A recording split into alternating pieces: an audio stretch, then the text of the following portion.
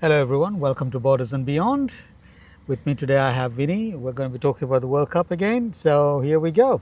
But before we do that, we're actually testing out some new beers, and so let's just have a quick chat about this. What do you think of this, man? Absolutely, man. Well, thank you for having me again. No, you're welcome. All our people. So we thought we'd do a bit of a twist. It's a nice Sunday afternoon. It is. And at the end of the day, we're just a couple of mates talking about cricket. So we thought we'd just crack open a couple of brewskis, and we thought we'd give a shout out to some of the independent brewers. So what we have today is the Bodrigi, an independent brewery up in Abbotsford. So Indeed. yeah, we'll tag you guys on Instagram and give you a bit of a yell. But That's a pretty good one. Yeah, let's have a toast. Let's have a toast. Oh, that's not a bad drop. Oh, that's beautiful. That's not a bad drop. That goes down nicely. So the guys at Bodrigi. Well done, guys. This is well pretty done. good. Top this start. This is pretty good. Yeah, just a shout out. So that's the Utopia Pale Ale. So you and I are a bit of a pale ale. We're suckers for pale ale. We are both suckers for pale ale. So yeah, that's a nice drop. So yeah, I know. It's not bad. Well, thanks, mate. Thanks for getting Pleasure. this. The next one is on me, obviously. Absolutely. There's a bit of activity here. We're at the Essendon Airfield again. So I just saw the big helicopter go by, the one that usually we use during fires. Yeah, right, okay. And they just dragged it across. So yeah, for those of you who are also airplane enthusiasts, we're at the airport here. All right, welcome, mate. Interesting times, Willie, as you said, and I will keep repeating this as the big man once said. Cricket is a gift that keeps on giving. So here we go. We've got plenty more to talk about. So the first games have happened last night. Yes. And Pakistan played Netherlands, India played USA.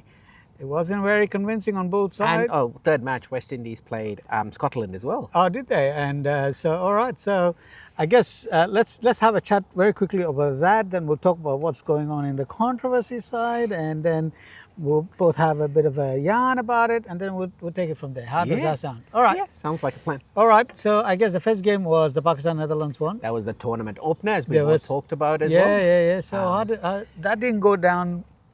I mean, Pakistan won. Let's talk before we go down there. I think when we last stopped, the last episode that we recorded, we were left in this state of influx, and you and I incorrectly predicted at the time that, with the stance that the PCB had taken, maybe they've jeopardized their participation in the tournament. They've probably they put that to ransom, right? They've really jeopardized them. But the fact of the matter is, look. Since then, hours have passed. You and I a couple of days older since then, but nothing's happened, safe to say. We'll talk about it later. Yeah. So for all intents and purposes, the tournament opener with Pakistan playing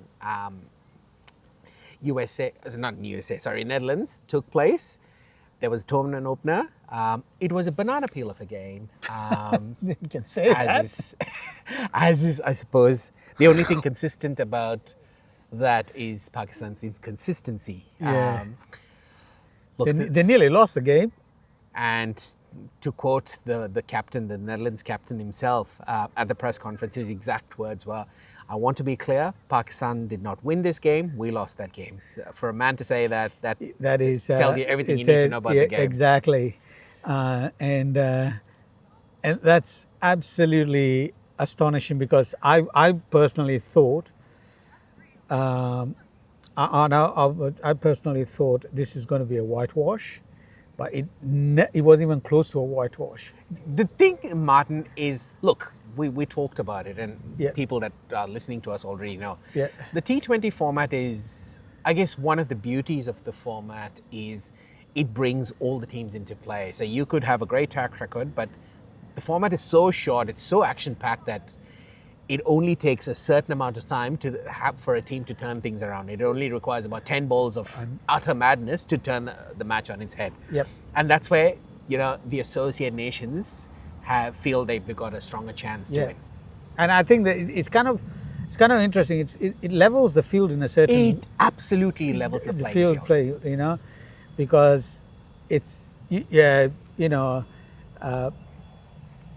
veteran nations. I'll put it that way.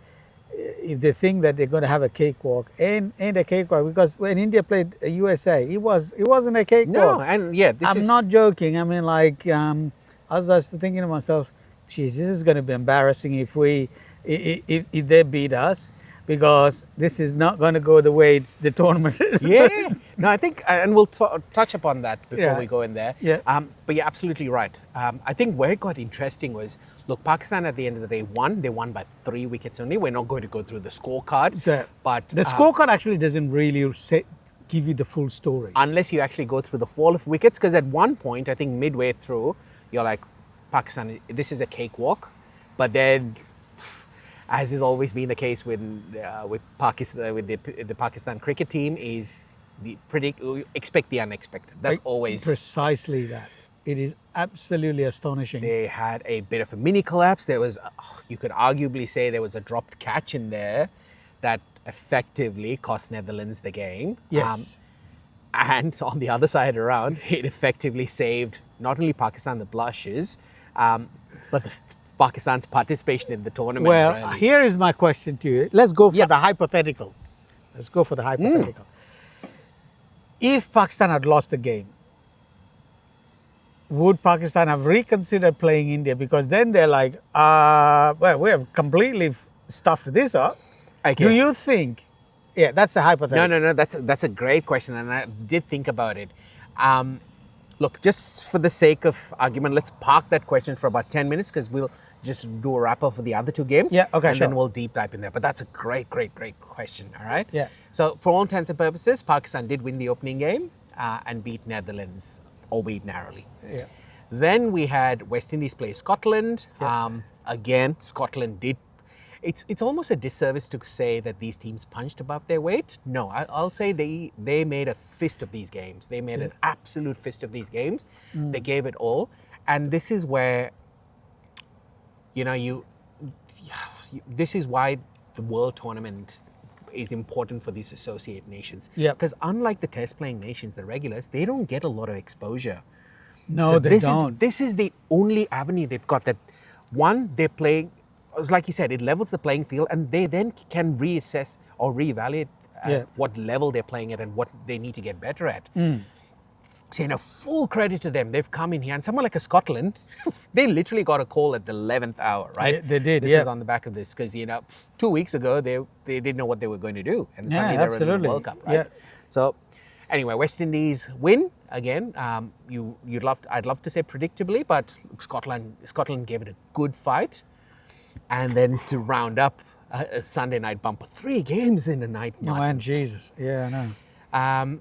India played USA. Now, on the face of it, you expected India to win. I think anyone that said they expected USA to win probably be lying. You'd put money on it. But USA put India into bat. And with that batting lineup, I think Star Sports at one point ran the tagline, will they break the 300 barrier? Let's say, suffice to say, the combined totals of both innings still fell short of 300. It's 293. Yeah. But at one point, India with its much wanted batting We did lineup. not script this, but yes. We did not script it. Much wanted lineup. Well, they were taken apart. The only guy, Surya Kumar Yadav, had to play his captain's innings to save the game. Even though we would have been completely stuffed. Martin, at one point, 77 for 6. Yep. Which then slowly recovered to 114 for 8. Yep. From there to get to 161, which was well below par on a Wankhede stadium, right? Well below par. But again, it took all the experience of Surya Kumar Yadav to pull the team back to that sort of score. And then, look, the bowling did play a part. But look, the USA, and it wasn't just India playing harakiri cricket. You could see with the way the fielders were positioned, there was a lot of thinking going into hands off to the Americans, right? The hands off to the Americans. They actually analyzed all the games, obviously, and they knew where these guys would hit. They positioned the ball, positioned the people there, and it was like they were like catching fish. It went to script. It went to script. Whoever their coach is, man, You did a brilliant job. Coach one thing, and for the players to execute. Because the devil is in the execution. That is so true. In cricket, it doesn't matter. You can lay the best laid plans go nowhere if the thing is not executed. They executed it to the perfection. Oh, so I was like, geez, this is amazing. I was like, oh my God. It was brilliant. It was brilliant. Like, you could not help but feel like you look at some of those players going, wow. And some of those players in the USA team were former colleagues, players that played. I think Netravalka was actually in the under-19. He was an under-19 dropout. Yeah. Played in the under-19 World Cup. Was actually part of the Mumbai domestic scene before he realized there wasn't a lot of scope for him to get it. And then he pursued a day job working at Oracle, really, in the USA. Yeah. But yeah, so these are guys that don't play cricket professional. Like, this isn't their bread and butter. They still have day jobs and they make it. This is just a passion, right? And hats off. They made an they put a fist of it. If it weren't, I dare say, a couple of those players actually had injury concerns. Had they held on to a couple of those catches. Suryakumar Yadav was dropped on 15, Martin. Yes, he was too. Yes. So imagine if that catch, it would have been a different story. But anyway, the long and short of it is India, again, at the end of the day, their experience showed, and this is where the USA and the likes of Netherlands, they don't get a lot of exposure. They're not put in these situations often enough, so they have to dig deep to come out of this. And India's experience showed. India, at the end of the day, sitting pretty with 2 points, along with Pakistan and West Indies. Now, let's address your question. The hypothetical. Well, it was almost not a hypothetical. It was almost the reality. Let's switch the script. Now, if Pakistan had lost, put it this way: like at the way things stand is the PCB are standing firm on their stance. Again, no given secret, they haven't moved an inch on their stance of they will play the tournament, but they will forfeit the fixture against India, which is to play it in a week's time on the 15th of February. Right. So for all intents and purposes, they went into the game yesterday saying we're already. That's zero. Like, we've already lost one game in the things. Now, considering they're still stuck to their guns, I'm just going to flip your question a little bit, tweak your question rather, and they lost yesterday's game. Does that mean they were on the verge of elimination? Oh, yeah. I mean, do you think, and I'm trying to think. That would have been, without a doubt, yeah. If I were the ICC, I'd be like, well, you forfeited that game. So technically, you've lost that game, and now you've lost 2 games even before you played 2 games. So you're out. That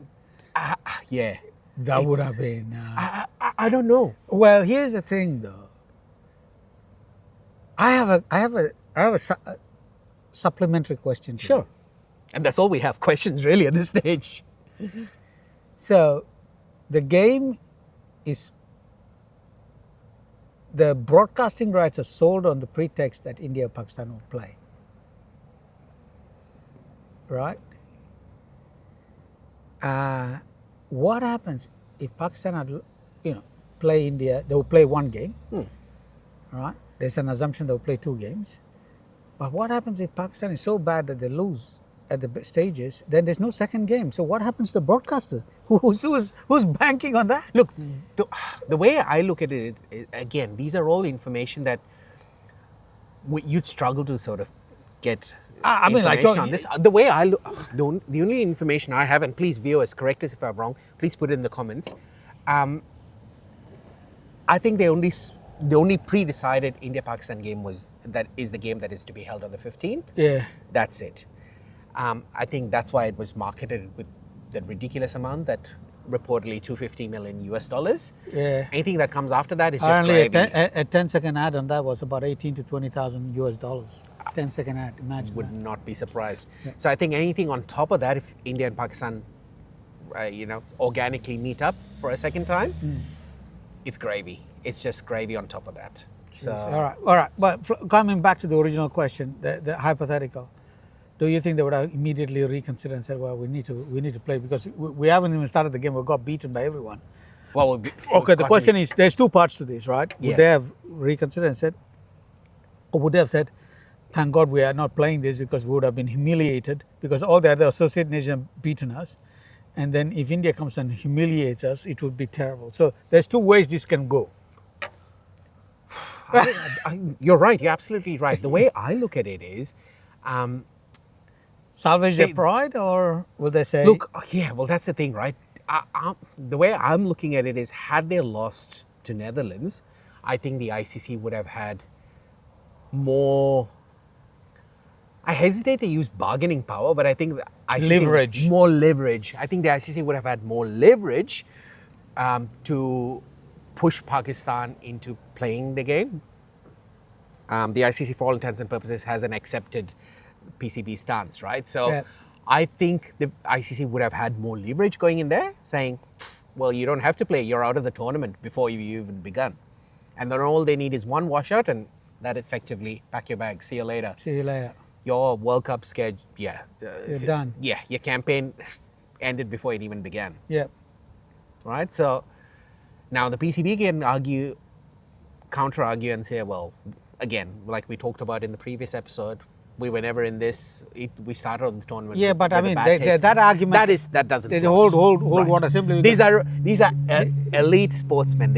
Anyone that crosses, the moment you cross the White white line, white line fever kicks in. You are playing to win. Yeah, that's guaranteed. guaranteed. Nobody plays to lose. there, Exactly. right?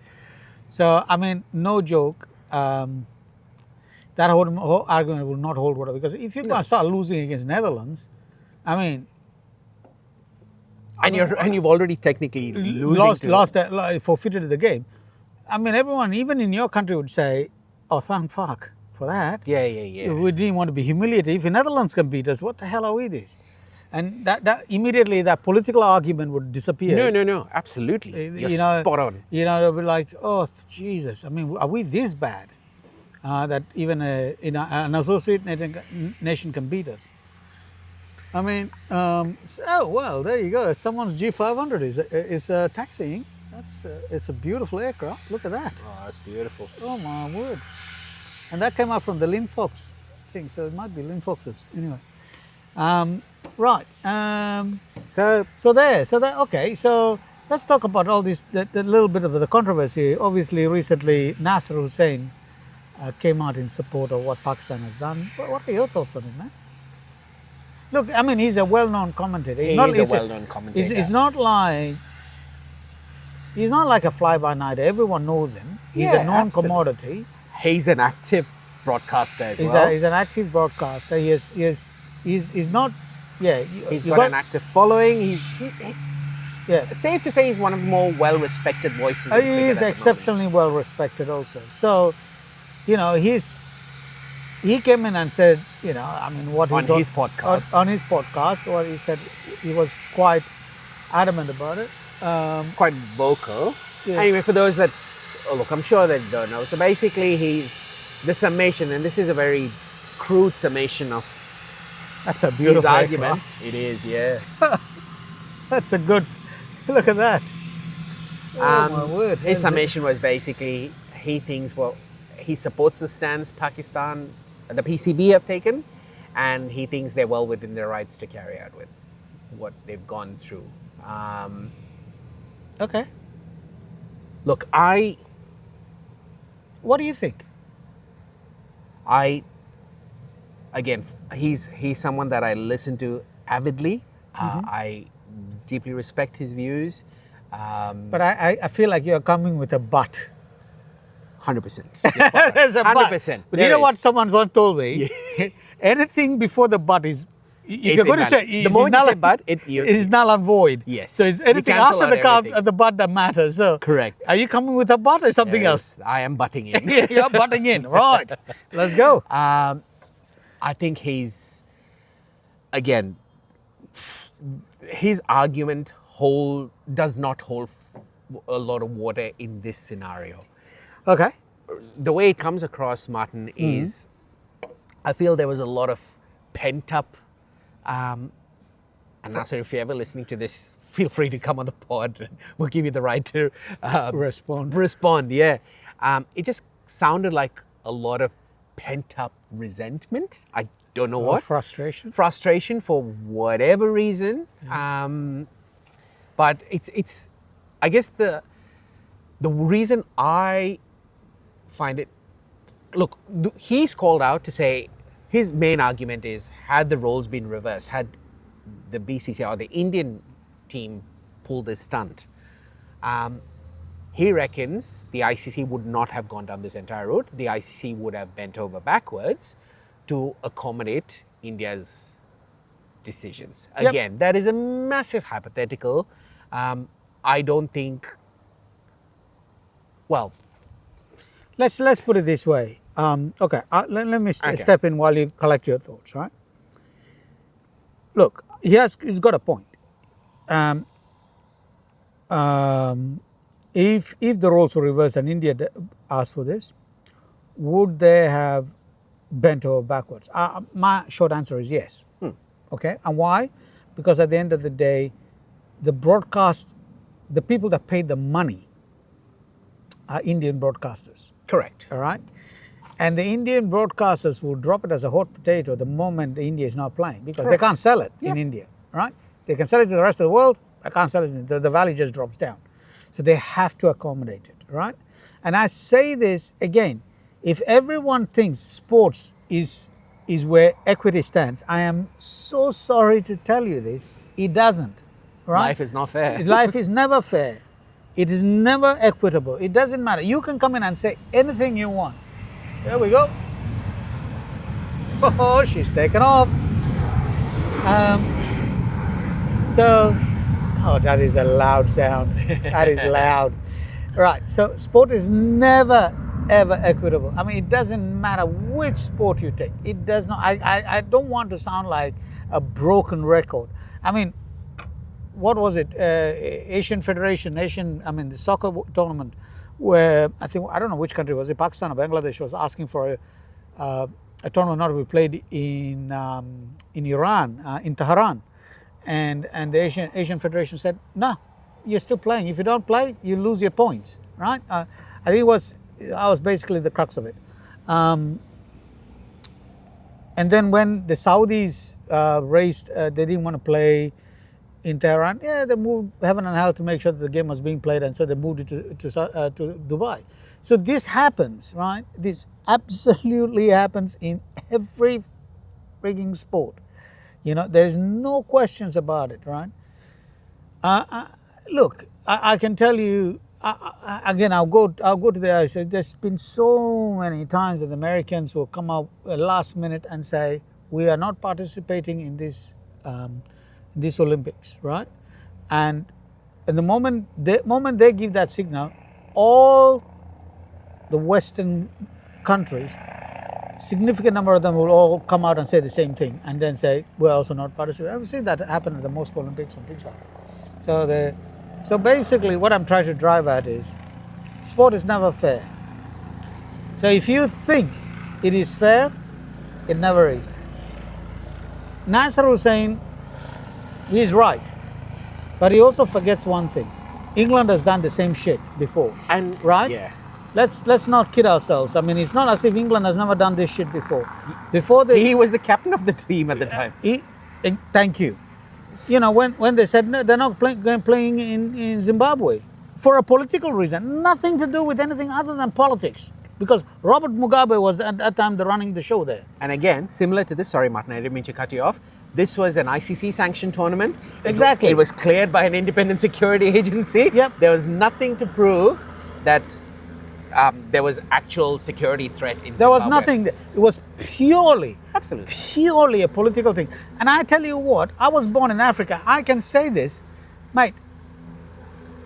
Look, you might disagree. Most of you might disagree with me, but the fact of the matter is, the shit that these guys did in Africa, you guys have no clue. Most of it has never been told, right? I was born there, so I know the so.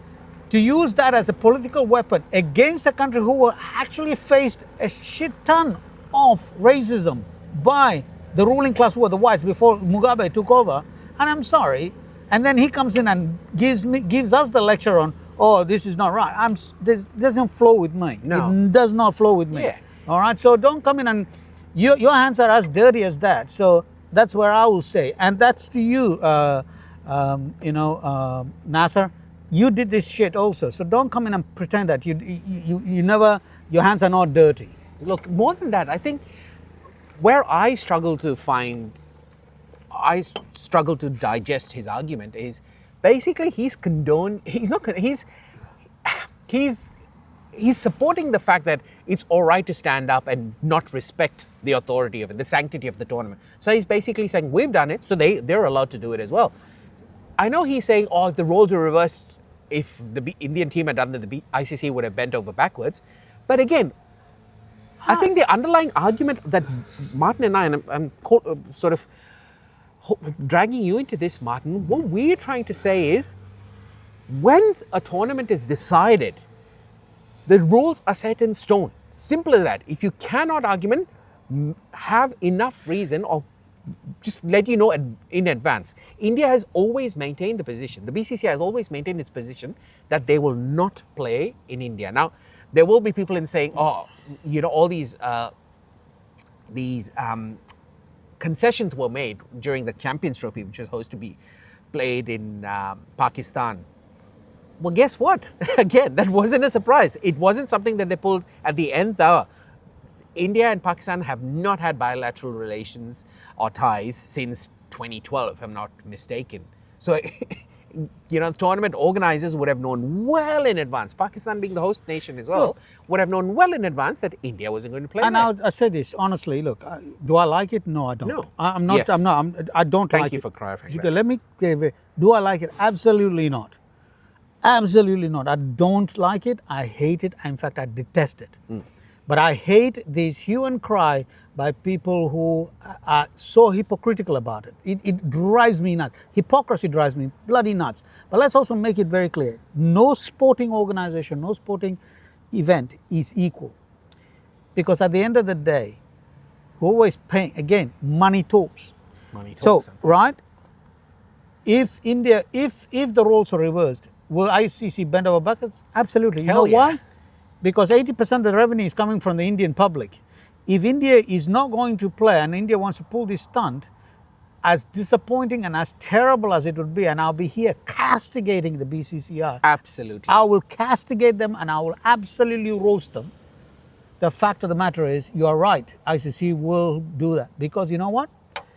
To lose that, 80% of the revenue means the tournament is not viable. Correct. Right? The tournament is not, they're not even breaking even. They'll probably go negative. So here is the thing. They have to accommodate it. And that's the fundamentals of it. That's it. Simple. It's as simple or as if they that. have a problem, talk about it at the inception, not now. Right now, if they had a problem, they should have spoken up ages ago. You might resent the BCCI, absolutely. And we all do.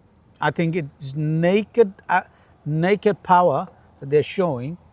It doesn't flow well with. Correct. But the fact of the matter is,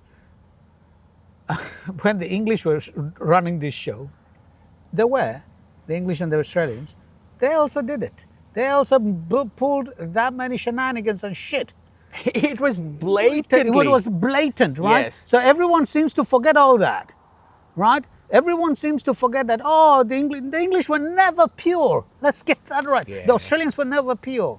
So let's not forget that, That's spot on, Martin. Absolutely spot on. And you're right. The hypocrisy here is for people, commentators now come out of their woodworks screaming, pretending like this is the first time this has happened. No. They have been the beneficiaries of all these actions previously, absolutely. Right? Yeah. And now when it's on the other side, suddenly they feel, they are the custodians. They are the boom boxes for morality. There is no moral compass here. Unfortunately, it is money talks. And Martin, as you rightly pointed out, and bullshit walks. No. And bullshit walks, absolutely. Yeah, money talks and bullshit walks. That's it. Hand in hand. Yeah. It is what it is. The famous saying, it is what it is. Suck it. Suck it up. Yeah. I mean, I'll tell you right now, power does not like a vacuum.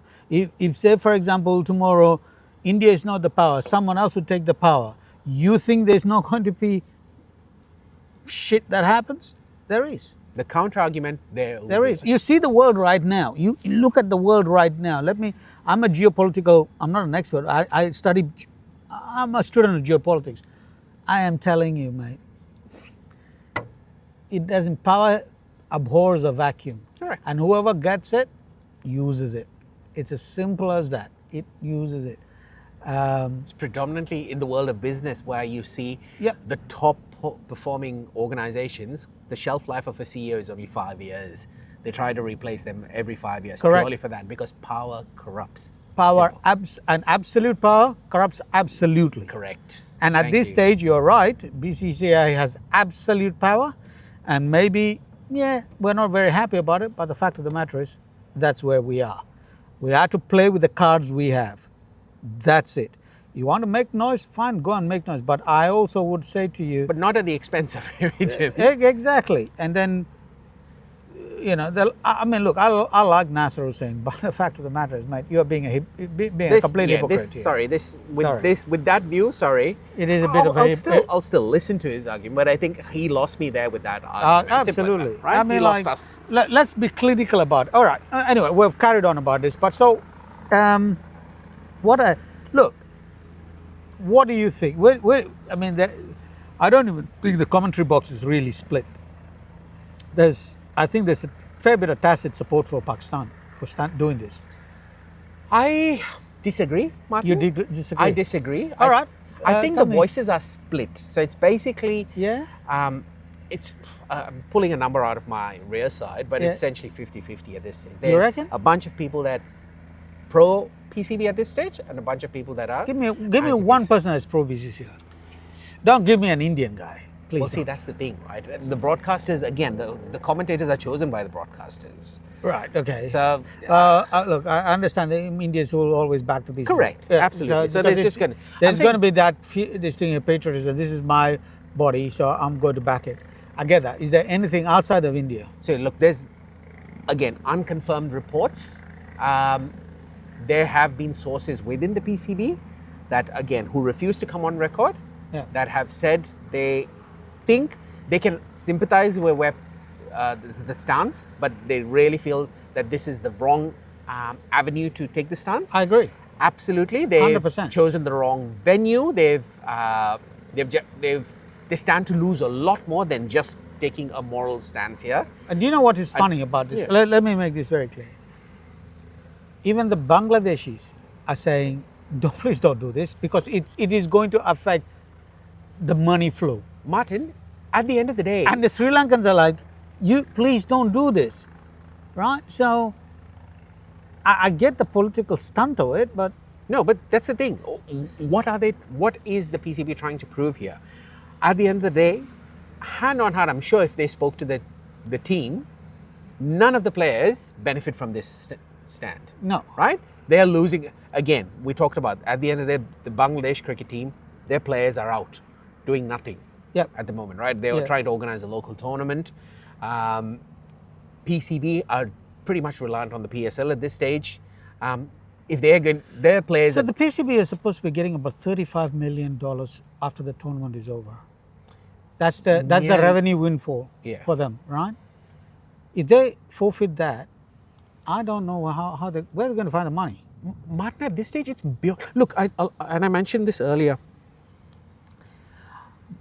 I feel there is a little bit of cockiness in the fact that there was a bit of money that they've come into with the sale of two PSL leagues, teams. Right. Okay. So they sold two new teams. So I think they're sitting on about 10 million. The numbers could be wrong. So I think there is a bit of cockiness in the fact that they're like, oh, you know what? We can still sell this product. We'll still get money. But it goes beyond just money, as we talked about. These are professional athletes. They've spent day in, day out preparing for tournaments like this. So you've essentially just told them, nah, you come back. You don't worry about it. It doesn't work that way. No, right? It doesn't. No, so I agree. They are losing out on goodwill within the playing fraternity. Yeah. within the players. And I think that's the bigger picture here. Bangladesh, they've done that. And we talked about Sri Lanka.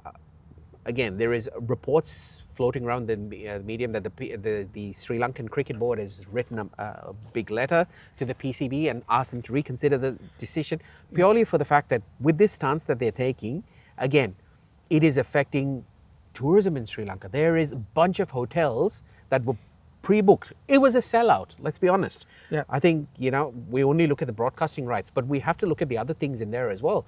Yeah. Hotels were sold at top dollar, right? They were all booked out. There was tourism, there was internal flights. Now, with the stance the PCB have taken, hotel reservations are dropping now.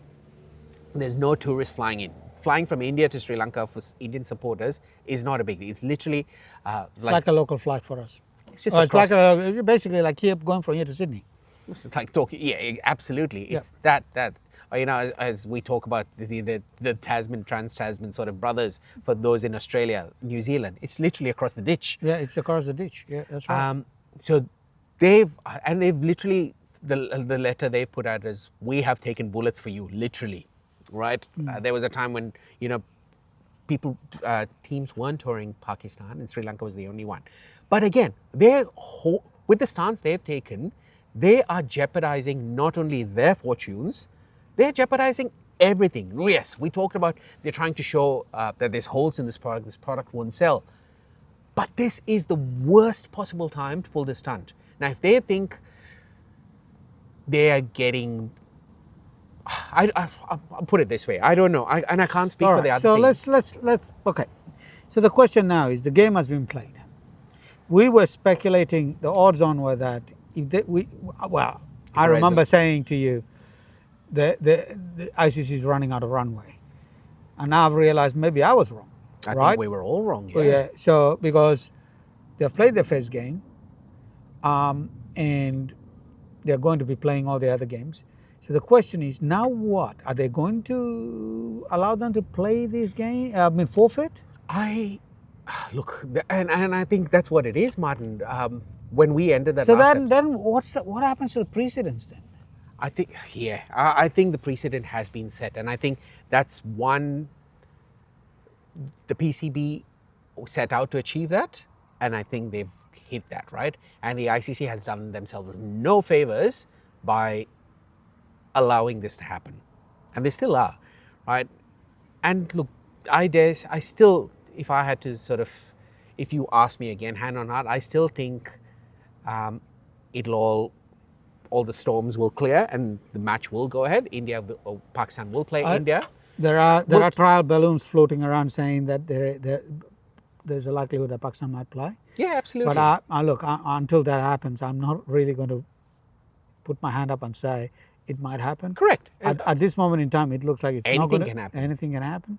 But the odds on are that they're not going to play. Correct. And look, so if that happens, the precedent has been set, right? Absolutely, it has been set. So then the consequences is something that we need to now talk about.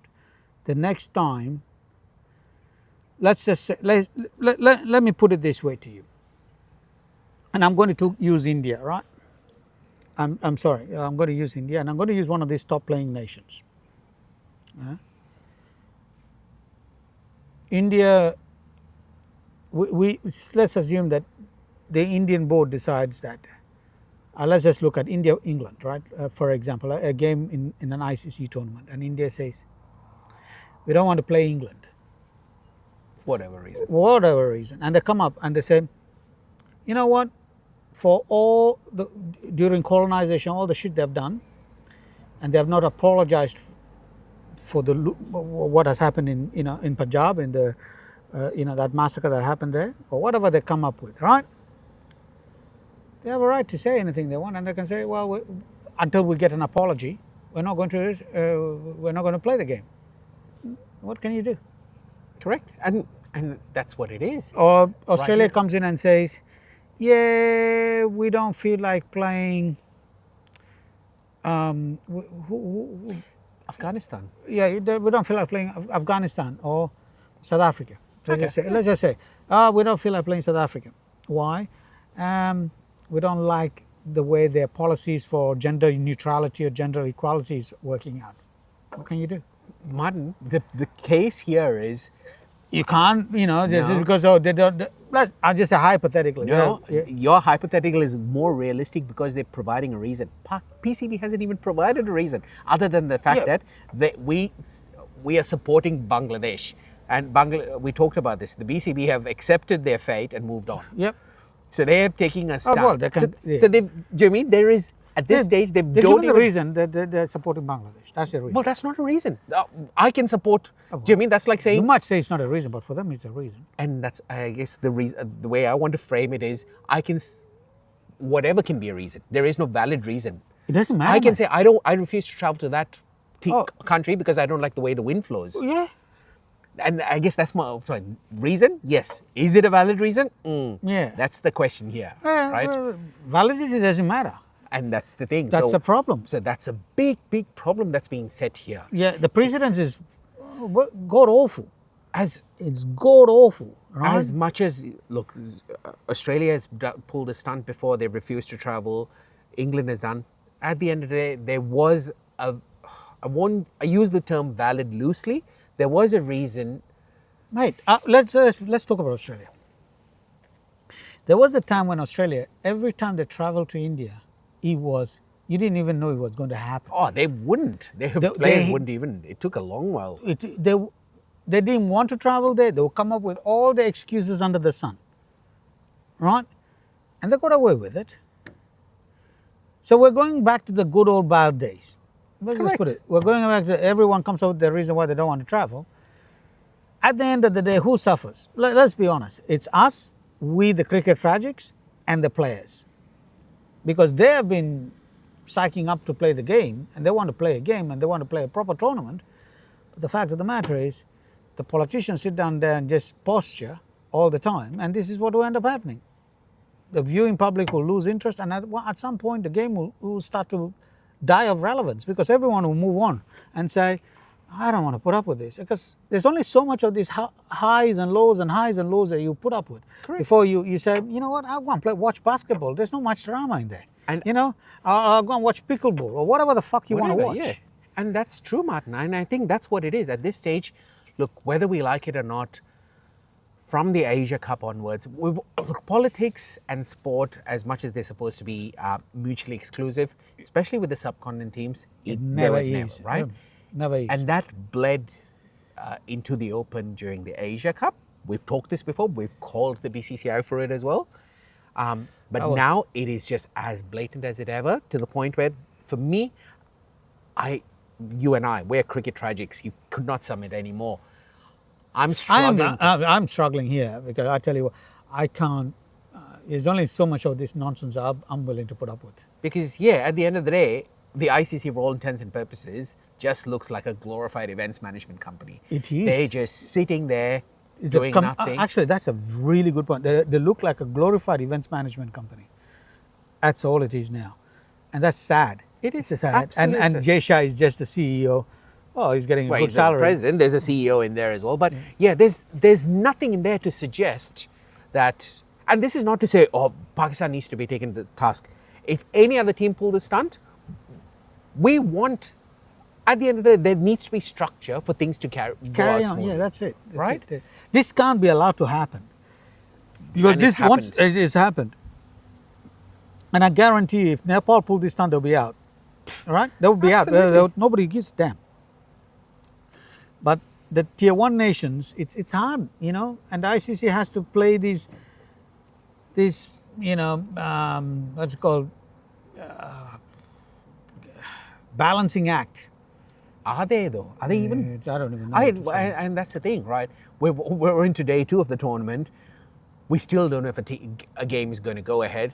That is just shambles in organization, if you ask me. Yeah, absolutely. Right? I agree. Right? Tickets have been sold, hotels have been booked, and a team pulls the stunt, and we still don't know what the repercussions are. The PCB still doesn't know what the repercussions are. The rules are so grey, and like we talked about. And it's deliberately grey. Well, I don't know if it's deliberately grey. I reckon it is. And I think that's why the PCB were able to pull the stunt. I think it's deliberately grey so that they can colour outside the lines. Absolutely, yeah, that's true though. They can stretch it's deliberately. Play around with the borders as much as Yeah, they want. absolutely. You wouldn't have Boundaries. this. If a World Cup soccer tournament, it's really strict. There are certain rules, and you have to. And if someone misbehaves, they know how to deal with it, unless it's one of those big ones, big boys. Then they'll figure out a way, behind the scenes, before it becomes public. The other thing is, like you look at, even the IOC has rules, strict, and they always this progress reports they are after and things like. They don't fucking play around with that, unless it's one of the big boys again. Let's just put it. Yeah. But anyway, what I'm trying to say is that this is deliberately grey simply because they can colour out the lines and everything is just, it's like elastic. Correct. You play around with the boundaries as much as you want. Yeah. And it's a reflection of cricket also. The boundary is not set, is it? It's just, Yes. Things change. Things change, right? So anyway, so it's a funny old game. And look, we can sit here and we can ramble. So let me ask you this. Yeah. This is happening every 2 years now, this T20 thing. We need to move it back to probably 4 years. Because one is, I think so, that's my thinking. Yeah. Move it back to 4 years because it's just, the frequency is a bit too much. See, There's too, yes. well, no, you're right. There is cricket fatigue, yeah. There's Test Championship. Test Championship only works for the big three, Martin. Yeah, Not for okay, the fine. others. But Not even South Africa, current WTC champions. So there's a Test Championship. There's the one-day international, the one-day cricket that has a World Cup, and then there's a T20 World Cup, right? And it's just too many bloody World Cups. You're right. There is cricket. In one sport. Oh, absolutely. Right? In one sport, you have just way too many bloody World Cups. And I mean, it's like the grand final, having multiple grand finals of the AFL. But again, you could argue it's AFL, right? Do you know what I mean? It's just within Australia. Well, agree. But I mean, let's just put it this way. Because the AFL is the predominant code in this state, I'm in Victoria, by the way, and it is the predominant code for footy, or we call it football. If the AFL said, there's a nice way of making money, let's skin this cat differently, because that's what they say about everything, right? The difference there, though, Martin, is at the end of the day, they have multiple finals within the one tournament. Yeah. Over here, we've got multiple tournaments. Yeah. So that's what I'm trying to say is that if the AFL decides that, let's skin this cat differently because we want to make more money, and they start creating all these funny tournaments. Absolutely. Beyond a certain point, people are going to crack the shits. And that's the thing, right? People are going to just say, that's this. I think after this episode, Martin, if I were a broadcaster, Yeah. I would say, you know what? A world tournament like this, involving multiple nations, has a lot more uncertainty. There's a lot more I stand to lose with this. A lot more variables in a world tournament. I'm just going to hedge my bets and put my money in a domestic tournament. I'll put my money in a Big Bash. I'll put my money on an IPL. Yeah, I agree. What's the point in doing this? What's the point in spending top dollar and then at the nth hour for a team to pull out with whatever? Why should I? Why should I fork out? Absolutely. I think. Now, if I were Geo Hotstar, I'll put it this way. It's like the EPL where there's a lot more money going into it.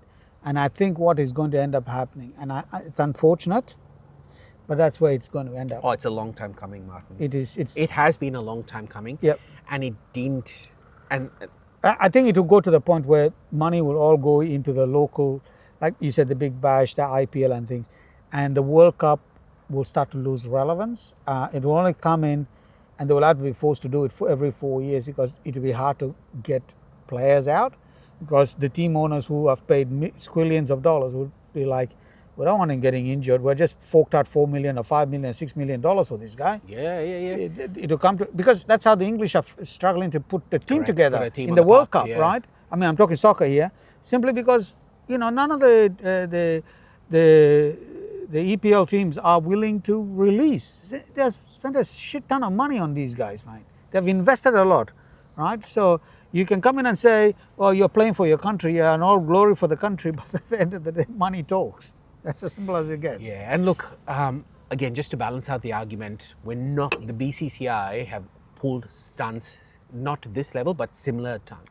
During the Men's World Cup in 2023 in India, India changed venues at the last minute. They put at the end of the day, we're just talking about the top paying dollars. We haven't spared a thought for the consuming public, the local Joe Blow, you and I, Tom, Dick and Harry, right? we're spending hard-earned money to go to these games, Yes. right? So, if I were a diehard cricket enthusiast, I've spent money, I've booked my tickets, I've booked for leave, and now, You're going to change 1 week venues. over, suddenly, change venues is one thing. For now, to them say, oh, the game's not going to go ahead. What am I going to do? Yeah, exactly. I would have chosen the cheapest ticket to go there. Now I'm probably sitting on an air ticket that's got no refunds, Nope. right? Yep. I'm sitting on a holiday that what's the point in me going there? It's similar to when the Boxing Day test happened during the Ashes. People booked tickets for day 3 and 4 and the match ended. Right? And I was there for the second Yes. day and I enjoyed. Oh, you missed it. You were supposed to be you there. weren't there for the second day, Martin. You were there for the final day, which happened to be the second day. It was the finals. But I feel sorry for the people who were for day 3, right? But that was, you couldn't. But it's coming down to the point where, Yeah. like you said, there is a lot of bad blood that is now boiling within the consuming public. If Yeah. you're losing that, then what product are you selling? Yeah, exactly. What product are you selling? So talking about, all right, we've hashed this left, right and center. Consequences also we have dealt with. I wanted to talk to you about something. Under 19, right? This kid called Suravanshi. This kid is something else. Right. I mean, he only knows one gear. If you can, well, yeah, that's right. He's on the Autobahn. He always look to his credit. Rather, He's 14 years old, eh? 14, Martin. At 14, I can honestly say at 14, my biggest achievement was eating a whole bloody roast chicken. That was my claim I have to to fame. say though, he does look like he's eating roast chickens. Look, but this is not his first rodeo. He played in the IPL. No, have you seen and he his size? smacked. No, I'm talking about. I guess forget the size. I'm talking about the mindset. I'm talking about. Look, he doesn't look like he's fit. Look, it's 14? at 14, Martin. It's your hard. body is going through, right? Oh, You're okay, going gotcha. through a All lot, right, okay? I'm being a bit stupid. Oh, look, yeah. It's this thing. But dude, this kid is something else. We first got a glimpse of him during the IPL, Yeah. and he smacked. We're talking about the test bowlers at that time, Mohammad Siraj and Prasidh Krishna, and he scored wasn't the fastest one. He scored 140 balls. He did 130 balls. Yeah, I'm talking. This is the IPL a year ago. Yeah. And he hit them then. This is a kid that yes, you can call it. It was a road of a track. Okay, if it was that thing, everyone would be scoring 40 ball hundreds. A 14-year-old was hitting test quality bowlers out of the park. This kid has got no fear. You talk about one gear, but there is a method to the madness as well. Oh, yeah. It's not crash bang wallop. Like he's picking and choosing his spots as well. But yeah, that kid is just ridiculous at 14. He did I think 130 balls. Yeah. Or 30 odd balls. In the final. In the final. In a final, he scored 175. Now, Kapil Dev scored 175 as well. But by then, they were established people. This is an under 19 kid. You know what's the scary bit, Martin? He can be part of the under 19 cup again during the next edition. Oh, Jesus. Because he's only 14. So he's got a fair dinkum chance to have a second crack at it. That's how young he is. But look, and this is where we come back. You could see, look, for a moment there, you could see, we started off as grumpy old men, but, the sport still excites us, right? This is what it provides us a break from the monotony of life. There's things in there, and this is what we pay to see. I mean, like, no joke, at 14, the talent this kid has shown, I can't even imagine what else are I doing at 14. And like I said, at 14, my biggest achievement is finishing an entire roast chicken. That was my claim to fame. Man, I don't even have that. I don't even you had have a better that. life, really. I don't even have that. It's ridiculous. My claim to fame is nowhere close to that. Oh, my fame to claim, besides that, was I could... Oh, claim to fame. I couldn't even say that. Seriously, that's insane. But insane. Look, and look, there are people out there that are looking at it and saying, this kid is something else. Oh, absolutely. He's cut from a different cloth. He's cut from a different cloth. If he goes into the Indian national team, which more than the odds on are that he'll get to the senior team, if he continues in this direction, he'll be something else, dude. Man, this will be like, when Gilchrist came out and revolutionized the whole game. Yeah, but again, This Gilchrist would be has like to earn his stripes. This kid has just come from... Yeah, agreed. But I'm telling you what, he's going to just completely turn the game. This is a new generation of, and this is I what have no T20 fear. has done. Well, no, not just no fear, Martin. Gilchrist started off with the traditional style of cricket and then found a groove that made it exciting. Exactly. This is a new McCullum breed of did the same cricketers. thing. Yes, this is a new breed of cricketers that start off playing the shortest format of the game. They don't even care. Oh, look, that's a harsh way. His aspiration may be to play red ball cricket, but they've bought up on a diet of T20 cricket. So this does not faze them. So this is a format that they take. You know what? When someone is bowling 130 clicks, no jokes. Yeah, It's not easy.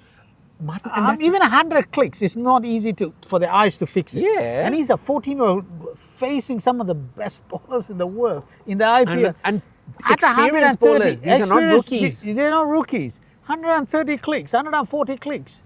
And this kid is just taking them on. It's mind-boggling. It's staggering to say the least. But the way their brains work is they're not looking at the bowler. They're just looking at, it's almost like a money ball situation. They're looking at every ball that they concede to a single or a dot ball it's like they're conceding advantage. They're just looking at maximizing their stay at the crease. That's all they're looking at. So from the way they look at every ball that comes in, they're like, anything less than a 3 or a 4, I've wasted this ball. There's no technique there. It's just about how many runs can I score off this ball.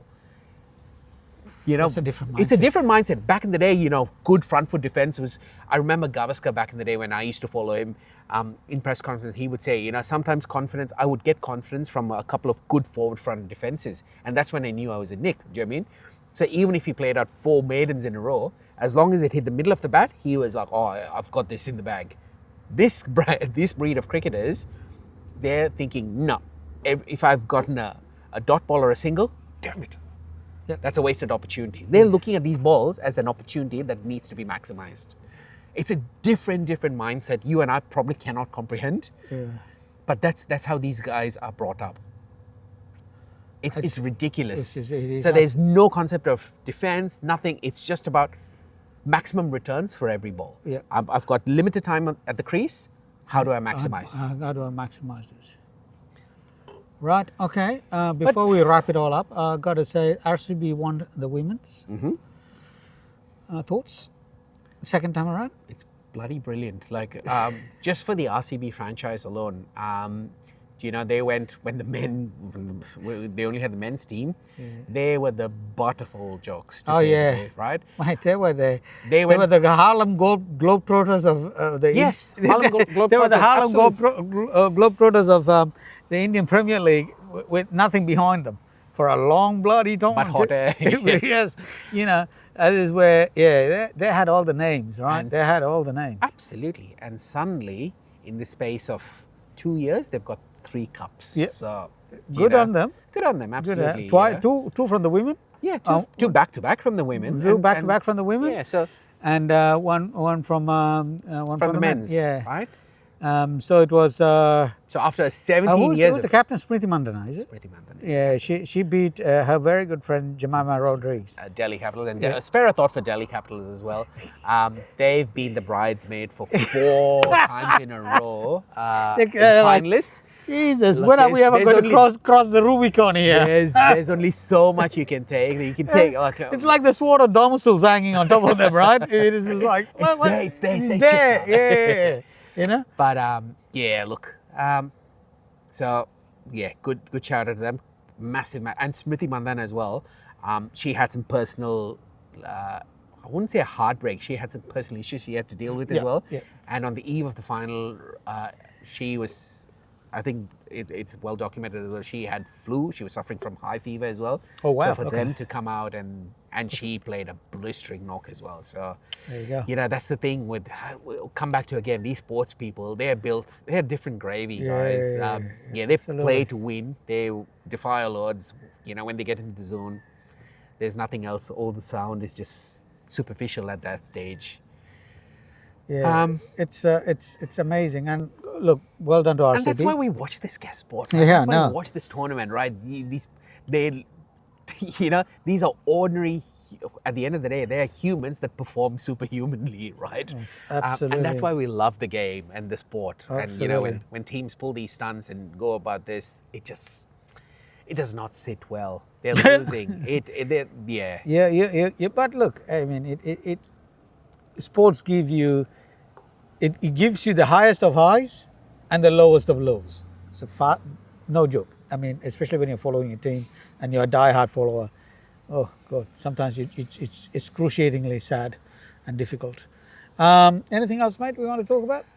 Look, that's what it is. Look, just to sort of summarize it again, I know we started off on a bit of, I wouldn't say a rant, but I guess at the end of the day, you and I are just frustrated that we still have nothing to show, right? The ICC has taken no stance. Things are still as they are, but things are still going on as they should be. So there's always, apparently there's a lot of backdoor diplomacy. The last report, sorry, I didn't go on. No, I was going to say the last, again, unconfirmed reports is the ICC and PCB are willing to talk to each other. What does that mean? Guys, your guess is as good as ours. For all intents and purposes, at this stage, Pakistan have still maintained their stance. They are set to forfeit the game against India. The Indian team will still travel to Colombo. They'll still participate in the pre-match conference. They'll still rock up to the toss. Whether the game happens or not, we'll just have to wait until we get an official statement. But if you had a hot take, how do you think this is going to pan out? Look, funny you asked this question to me. Normally I ask you. Yeah. I think you are right. I think they'll play the game. Yeah. I think they've made their stance known. They've put the ICC on notice. They've put the rest of the world on notice.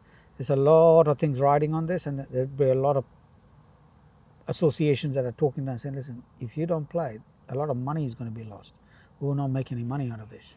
You know right? what I just read? Oh, sorry, I'll let you finish. So, I mean, it will not be India doing the talking with the likes of, say, Sri Lanka, Zimbabwe, Nepal, Ireland, they might not talk to yeah. Afghanistan because of what's going on. But, all these countries, associate nations, saying, Netherlands and everybody else coming and saying, man, come on, we need to get some money.